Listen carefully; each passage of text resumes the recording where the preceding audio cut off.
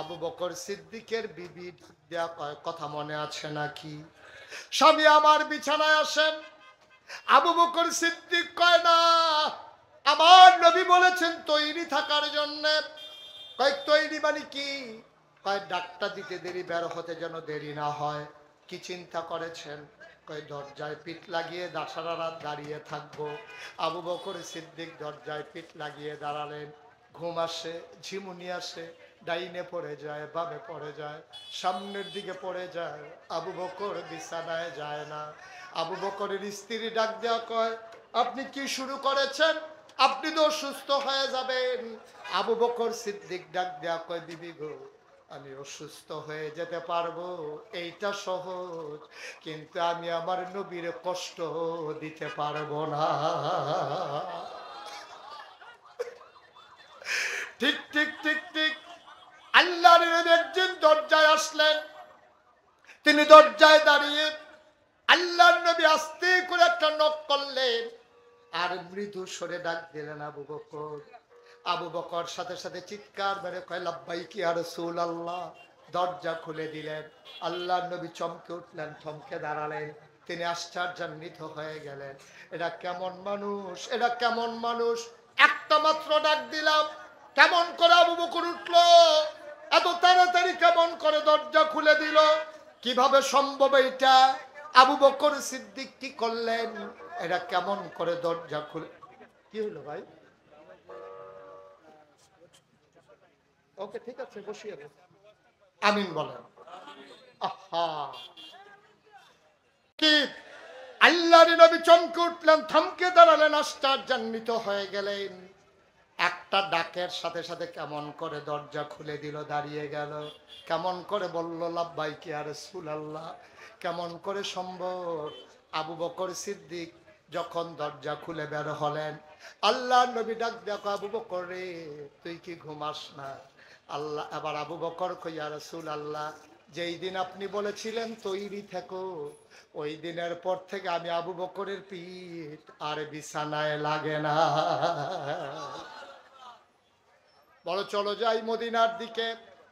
খেয়াল করে দেখেন, নবীর জন্ম মক্কায়, শৈশব মক্কায়, তারুণ্য মক্কায়, যৌবন মক্কায়, বিয়ে করলেন মক্কায়, নিজের বাড়ি মক্কায়, শ্বশুর বাড়ি মক্কায়, মেয়ে বিয়ে দিলেন মক্কায়, বেয়াইর বাড়ি মক্কায়, ব্যবসা করলেন মক্কায়, লেনদেন করলেন মক্কায়, মানুষের সাহায্যে এগিয়ে আসলেন মক্কায়। আল্লাহ নবী থাকতে পারলেন না মক্কায়। ও সেন্দ্রার মানুষ, ও হাজীগঞ্জের মানুষ, আমরাও তো ইসলাম মানি। আমরা তো চাঁদপুরের মানুষ, ইসলাম মানার কারণে কুমিল্লা যাওয়া লাগে নাই। কুমিল্লার মানুষ, ইসলাম মানার কারণে চাঁদপুর আসা লাগে নাই। অথচ আল্লাহর নবীর মতো মানুষ ওই ইসলাম প্রচার করার কারণে মক্কায় থাকতে পারেন নাই, চলে যাওয়া লাগলো মদিনায়, ঠিক কিনা? আমরা আপোষ করে ফেলেছি। আমরা আলু মার্কা মুসলমান হয়েছি। গুস্তর দিলেও খাডে, সুটকির দিলেও খাডে। আমরা আপোষের ভিতরে চলে গেছি। অথচ নবীজি পারলেন না। যেই নবীজি এত মর্যাদার নবী, এত সম্মানের নবী, যার ব্যাপারে আল্লাহ বলেছেন যে রহমাতুল্লিল আলামিন, ওয়া মা আরসালনাকা ইল্লা রাহমাতুল্লিল আলামিন, নবী হচ্ছেন রহমত এই জগতের জন্য। যার ব্যাপারে আল্লাহ বলেছেন ফাবিমা রাহমাতিন মিনাল্লাহি লিনতা লাহুম ওয়ালাউ কুনতা ফাজ্জান গালিজাল কলব লানফাদ্দু মিন হাওলিক ফাআফু আনহুম ওয়াস্তাগফির লাহুম ওয়াশাবিরহুম ফিল আমর ফাইজা আযামতা ফাতাওয়াক্কাল আলাল্লাহ ইন্নাল্লাহা ইউহিব্বুল মুতাওয়াক্কিলিন। এই দয়ার নবী, মায়ার নবী থাকতে পারলেন না মক্কা, চলে যাওয়া লাগলো মদিনায়। আবু বকর সিদ্দিক বললেন, ইয়া রাসূলুল্লাহ, আপনি একটু চুপ করে দাঁড়ান, আমি আসতেছি। রাতের আধারে নিকশ কালো অন্ধকারে তিনি দুইটা ওট নিয়ে আসলেন, একজন পথ প্রদর্শক নিয়ে আসলেন। চলেন মদিনার দিকে রওনা করি। যাবেন তিনি মদিনায়, হাঁটা দিলেন নবী উল্টা দিকে।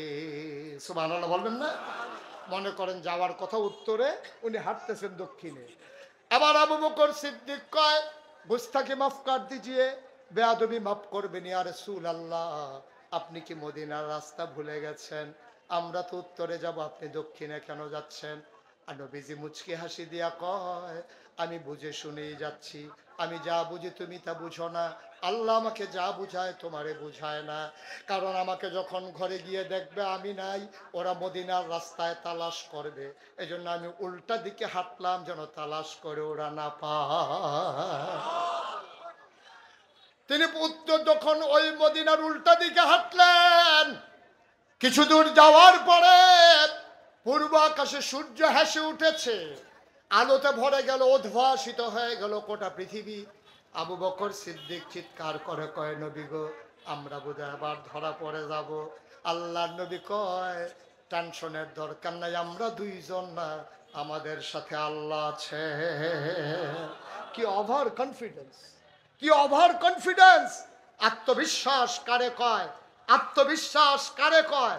আমরা দেখেছি বাংলাদেশের মুসলমানরা যতই ইমানদার যেমনই হোক, হয়তো আমরা ওই সাহাবাদের মতো হতে পারিনি, নবীর জমানায় মানুষের মতো হতে পারিনি, তারপরও আমরা দেখেছি ওই বাংলাদেশের সীমান্তে, ওই রৌমারিতে, বুড়িমারিতে যখন ওই বিএসএফ আক্রমণ করেছিল বিডিআরের উপরে, তখন বিডিআর দেখিয়ে দিয়েছিল মুসলমান কেমন করে সত্য করে দাঁড়াতে জানে। ঠিক কিনা বলো?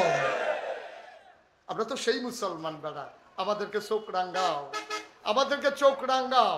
সংখ্যায় আমাদেরকে কম মনে করো, মনে রাখবা শিয়ালের 500 বছর, সিংহের এক রাত্র। ঠিক কিনা বলো? তোমাদের মতো শিয়াল মার্কা কাফের বেদিন দিয়া আমরা তো তোমাদেরকে দিয়ে 15-20টা দিয়ে আলিয়ে গুনি না। ঠিক কিনা গো? এইরকম প্রমাণ হয়েছে না? মুসলমানেরা যুদ্ধের ময়দানে গিয়েছে, সবাই যখন মেসওয়াক করতেছে, দাঁত মাজতেছে, এটা দেখেই কাফের দৌড় দিছে, কয় মনে হয় যেন কামড়াই এই খাইয়া ফেলবে, যেমনি দাঁত ধারাইতে আছে। মুসলমান টয়লেটে যাওয়ার জন্য লম্বা লাইন ধরেছে, বিশাল লম্বা লাইন। কি নবীজি কেমন সমরবিদ, কেমন যুদ্ধবিদ, কেমন বুদ্ধিজীবী! তিনি বললেন, চুলাগুলো কমিয়ে দাও, টয়লেটগুলো বাড়িয়ে দাও, খাবার খাবা কম, টয়লেটে যাবে মানুষ বেশি। এবার কয়েকটা টয়লেট দেওয়া হলো, লম্বা করে মানুষ সকালবেলা যখন লাইনে দাঁড়ালো, কাফেরারা তখন চিন্তা করলো টয়লেটে আইতাছে এইরকম, ঘরে জানি কিরকম, পলাতক হয়ে গেছে। এটাই তো মুসলমানদের ইতিহাস। ঠিক কিনা বলো? আল্লাহর নবী ডাক দিয়া বললেন, আবু বকর, ও আবু বকর, দেখো কোথাও কোনো গুহা পাওয়া যায় নাকি, দিনের আলোতে আমরা ধরা পড়ে যাব। গুহা পাওয়া গেল, সাউর গুহা। আবু বকর সিদ্দিক বললেন, ইয়া রাসূলুল্লাহ, গুহা পাওয়া গেছে। নবী ঢুকতে গেলেন, আবু বকর সামনে হাত ছড়িয়ে দাঁড়ালেন, বললেন, নবী আমার, আপনি গুহায় আগে ঢুকবেন না। কয় কেন? আমি আগে ঢুকবো না কেন? কয় বিষাক্ত সাপ থাকতে পারে, পাহাড়ি গুহা বিচ্ছু থাকতে পারে, আপনাকে কামড়ে দিতে পারে, আমি আগে দেখে আসি। আল্লাহর নবী কেঁদে ফেললেন, গাল বেয়ে বেয়ে টপ টপ করে পানি পড়ে। ডাক ডাক, আবু বকর রে, ও আবু বকর, আমি ঢুকলে আমারে কামড়াবে, তুই ঢুকলে কি তোরে কামড়াবে না? তোরে কি সাপ চিনে না? আবু বকর সিদ্দিক কয়, নবী গো, আমার যদি সাপ কামড়ায় কোনো সমস্যা নাই, আমার মতো 100 আবু বকর মরে গেলে ইসলামের কিচ্ছু হবে না, কিন্তু আপনি নবীর যদি কিছু হয়ে যায় ইসলাম থাকবে না।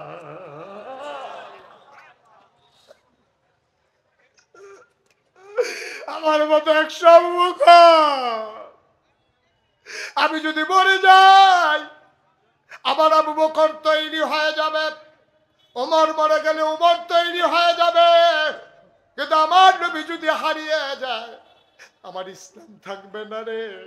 ইয়া রাসূলুল্লাহ, আমি আগে গুহার ভিতরে ঢুকি। নবী দাঁড়িয়ে দাঁড়িয়ে কাঁদতেছেন, কি মায়া নবীর, কি মায়া নবীর। আল্লাহ নবী দাঁড়িয়ে দাঁড়িয়ে কাঁদতেছেন। আবু বকর সিদ্দিক গুহার ভিতরে ঢুকলেন।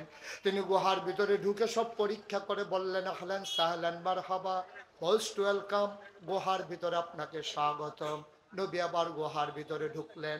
নবী বললেন, আবু বকর, ও আবু বকর, কয়েকদিনের পেরেশানি, নির্ঘুম রাত কাটানো, ঘুম চলে আসছে, শরীর দুর্বল মনে হচ্ছে, মনে হয় একটু শুয়ে গেলে ভালো হবে। আবু বকর সিদ্দিক ডাক দেয়া কয়, নবী গো, আমি আসন পেতে বসি, কুলের ভিতরে মাথা রেখে আপনি শুয়ে পড়ুন। এবার আল্লাহ নবী কুলের ভিতরে মাথা রেখে শুয়ে পড়লেন। আবু বকর আস্তে করে কপালে হাত বুলিয়ে দেয়, আঙ্গুল দিয়ে চুলের মাঝে বিলি কেটে দেয়। আবু বকর সিদ্দিক তারা আদর পেয়ে নবী ঘুমিয়ে পড়লেন। আবার আবু বকর সিদ্দিক তাকায়া দেখে গুহার ভিতরে অনেকগুলো ছোট ছোট গর্ত দেখা যায়, প্রতিটা গর্ত থেকে সাপের জিহ্বা লক লক করে। আবু বকর ভয় পেয়ে গেলেন, সাপ যদি বের হয়ে নবীকে ধ্বংসন করে। আবার আবু বকর মাথার পাগড়িটাকে ছিঁড়লেন, টুকরা টুকরা করলেন, সবগুলা গর্ত বন্ধ করে দিলেন। কাপড়ের টুকরা শেষ, গর্ত একটা বাকি রয়ে গেল। কাপড়ের আর টুকরা নাই, গর্ত একটা বাকি। আবু বকর কিং কর্তব্য বিমূঢ় হয়ে গেলেন, চিন্তায় পড়ে গেলেন এখন কি করব। আস্তে করে নবীর মাথা মুবারকের নিচ থেকে আস্তে করে একটা পা বের করলেন, গর্তের মুখের ভিতরে পা দিয়া চাপা দিয়া রাখলেন যেন সাপ বের হতে না পারে। গর্তের মুখে চাপা দিয়ে রাখলেন পা, বিষাক্ত সাপ বের হতে না পেরে আবু বকরের পায়ের ভিতরে ছোবল মারলেন, ধ্বংসন করলেন। আবু বকরের শরীরটা সাথে সাথে নীল হয়ে গেল, চিৎকার চলে আসছিল মুখে, দাঁত দিয়া ঠোঁটটা কামড়ে ধরলেন, আমি যদি এখন চিৎকার করি আমার নবীর ঘুম ভেঙে যাবে।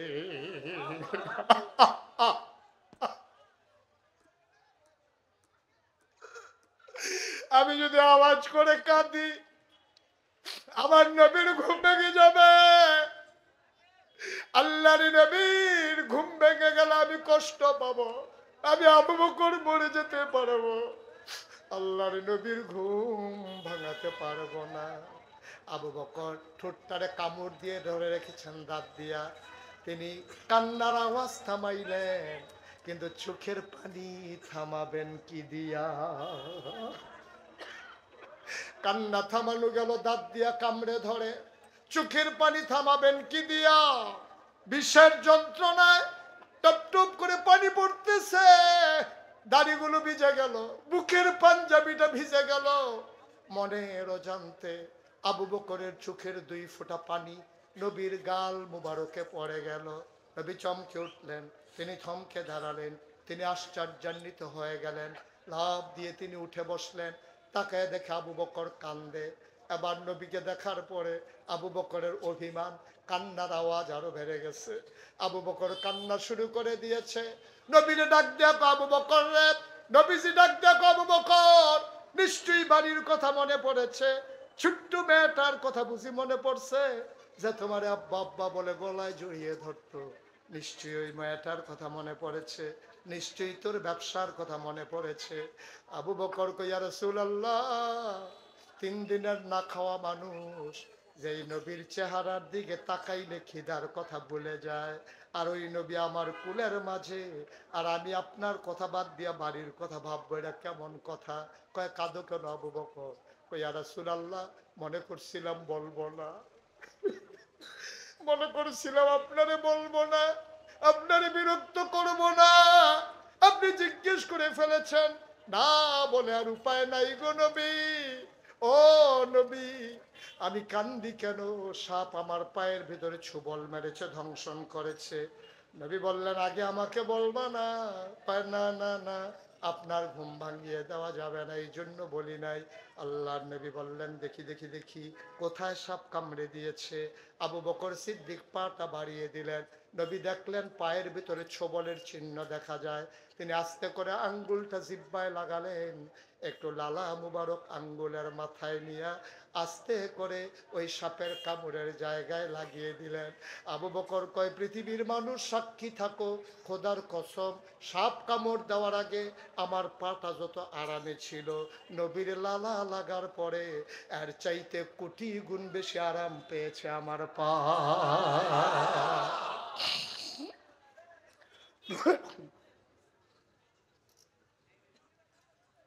চাঁদপুরের মুসলমান মুশতাক ফৈজি যদি কোনোদিন আর না আসে, কোনোদিন যদি তোমাদেরকে না ডাকে, মনে রাখবা আমি এসেছিলাম, মনে রাখবা কথা কথা বলে গেলাম, দেখা হবে কিয়ামতের ময়দানে। অক্ষরে অক্ষরে পালন কইরো ভাই, মন যা চায় তা কইরো না।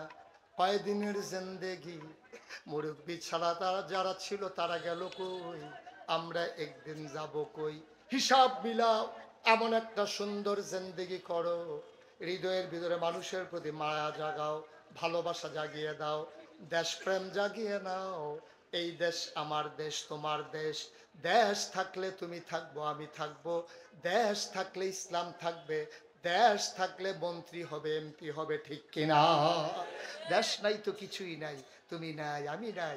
দেশ নাই তো কিছুই নাই। আসো আমার দেশ, আমার সোনার বাংলা। আমি তোমায়, আমার বাংলাকে হৃদয় উজাড় করে দিয়ে ভালোবাসি।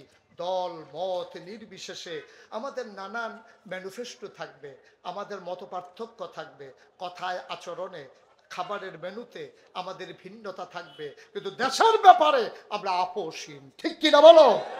দেশের ব্যাপারে কোনো আপোষ নাই। কে বিএনপি, কে জামাত, কে জাতীয় পার্টি, কে ইসলামী আন্দোলন, কে শাসনতন্ত্র, কে খেলাফত, কে মজলিস, এই চিন্তা করার সুযোগ নাই। দেশের ব্যাপারে সবাই মিলে আমরা, সবার একটাই পরিচয়, আমরা বাংলাদেশি, ঠিক কিনা বলো?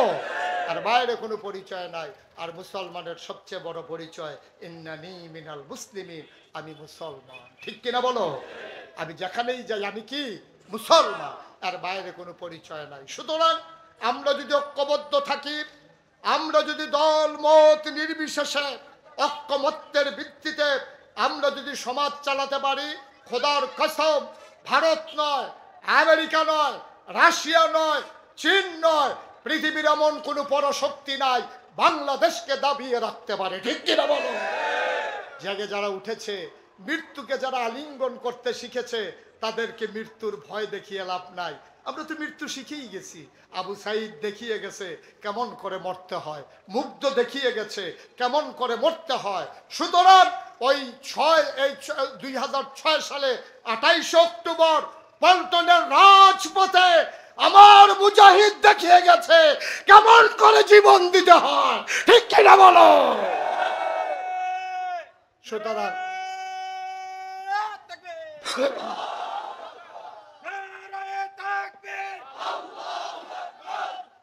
সবাই পড়ে না আমি। বন্ধুগণ, আপনারা পোস্টারে হ্যান্ডবিলে দেখেছেন মুশতাক ফয়েজি পীর সাহেব। আমি কিন্তু কখনো পীর সাহেব হতে চাইনি। পীর সাহেব হওয়ার শখও ছিল না, আকাঙ্ক্ষাও ছিল না, আমার ভাবনায়ও ছিল না। আমার দাদা ছিলেন ফুরফুরা সিলসিলার একজন বড় পীর। তিনি অনেক বুজুর্গ ব্যক্তি ছিলেন। আমার আব্বা ইন্তেকাল করেছেন আমার দাদার আগে। দাদা আব্বা ইন্তেকাল করেছেন 85 সালে 2রা মে, আর দাদা ইন্তেকাল করেছেন 98 সালে 18 এপ্রিল। দাদা 13 বছর পরে আব্বার ইন্তেকাল করেছেন। আমার দাদা আমাকে ডাকলেন, তখন আমি ঢাকাতে লেখাপড়া করি। খবর দেওয়া হলো বাড়িতে আসার জন্য। বাড়িতে এসে দিকে অনেক মানুষ। আমি জিজ্ঞেস করলাম কেন ডাকা হয়েছে? বলল যে সন্ধ্যার পরে আলোচনা হবে। আমার দাদা কাঁদো কাঁদো কণ্ঠে চোখের পানি ফেলে সবার কাছে বললেন, আমার ফয়েজ আহমদ, মানে আমার আব্বা, ও তো চলে গেল আমাকে ফাঁকি দিয়া, এখন এই দরবার কে চালাবে? সবাই বলল আপনি ভালো মনে করেন, কাকে দিতে চান? আমার বড় ভাই ছিল, আমার চাচারা ছিল। দাদা কারো নাম প্রস্তাব করলেন না। দাদা সিদ্ধান্ত দিলেন আমার আদরের নাতি মুশতাক ফয়েজি পীর সাহেব হবে। আমি হাউমাউ করে কাঁদলাম, আমি চিৎকার করে বললাম আমি পীর সাহেব হতে চাই না। বাংলাদেশে পীর সাহেব দেখতে দেখতে আমি অতিষ্ঠ। পীর সাহেব দেখতে দেখতে অধিকাংশ পীর সাহেব যেমনি বইয়া বইয়া খায়, হগিন্ডি বিডির টেহা খায়, রিক্সাওয়ালার টেহা খায়। আল্লাহ আমার হাত দিছে, পা দিছে, আমি মেহনত করে খাওয়াই না মানুষ, আমি তো বইয়া খাওয়ার মানুষ না। দাদাই কই তুমি কেমন পীর সাহেব হতে চাও? আমি বলি সমাজ বিনির্মাণে যেই পীর ভূমিকা রাখতে পারে আমি সেই পীর হতে চাই। আপনারা দেখেছেন এই করোনার সময় আমি ঘরে ঘরে মানুষের দ্বারে দ্বারে পৌঁছে পৌঁছে সাহায্য পৌঁছে দিয়েছি। এই বন্যার সময় 15 দিন আমি আমার পরিবার থেকে বিচ্ছিন্ন ছিলাম। আমি কাদামাখা রাস্তায় পানির মাঝে হেঁটে হেঁটে আমি গরিব অসহায় মানুষের কাছে সাহায্যের পোটলা নিয়ে গেছি। মানুষগুলো আমার দিকে তাকিয়ে কেঁদে ফেলেছে যে হুজুর আপনাকে এক নজর দেখার জন্য আমরা যাই, আর আপনি পানির ভিতরে চলে আসছেন। আমিও সেদিন জবাব দিয়েছিলাম সবসময় আপনারাই আমাকে দেখেন, আজকে আমি এসে দেখলাম আপনারা কেমন আছেন। আমি ঘুরে ঘুরে দেখেছি, আমি চেষ্টা করেছি সমাজ বিনির্মাণে ভূমিকা রাখার জন্য। আমি বললাম আমাকে যদি পিরালি দিতেই হয় আমাকে জমিন দেওয়া লাগবে। দাদা গরিব মানুষ ছিলেন, মাত্র 9 শতক জমিন দাদা আমাকে দিয়েছেন, মাত্র 9 শতক। এরপরে আমি জমিন কিনা শুরু করলাম। যারা আমার দরবারে গিয়েছেন, যাদের ধারণা আছে তারা জানেন আমার দরবারে এখন 1800 শতক অর্থাৎ 18 একর জমি। মারহাবা বলবেন না? আমার এখানে 10টা প্রতিষ্ঠান, একটা খানকা, একটা দাখিল মাদ্রাসা, এটা নুরানি মাদ্রাসা, হাফিজিয়া মাদ্রাসা, ধাতব্য চিকিৎসালয়, গণপাঠাগার, গবেষণাগার, ছাত্রাবাস, ইয়াতিমখানা, মসজিদ। মারহাবা বলবেন না? আবার মসজিদটা টিনের ঘর। আমার এখানে লোকজন জায়গা হয় না, আমি ঢোকার আগেই মসজিদ ভরে যায়। এবার আমি চিন্তা করলাম দৃষ্টিনন্দন, স্থাপত্য শৈলী মণ্ডিত, মুসলিম বিশ্বের এক অনন্য নিদর্শন, বড় করে একটা মসজিদ করব। ৩৩ বছর মুশতাক ফয়েজে মাহফিল করে, দেশে দেশের বাইরে ৩৩ বছর ধরে মাহফিল করি। মাহফিলে কদম দিলে মাহফিলের ওজন বুঝি। আজকে মন সাক্ষী দিয়েছে তোমাদের সেন্দ্রার মাহফিল আল্লাহ কবুল করে নিয়েছে। কবুল হওয়া মাহফিল আর উঠা যাবে না। একটু আব্বার জন্য দোয়া করতেই হবে, আম্মার জন্য দোয়া করতেই হবে। যার যার যার আব্বার জন্য শেষে দোয়া করবা, এখন আর উঠা যাবে না। একবারে চুপ মেরে বসে থাকেন, যারাই হাঁটতে চায় টান দিয়ে বসাই দেবেন। আমিন কর, জোরে কর, আর জোরে। মুসলমান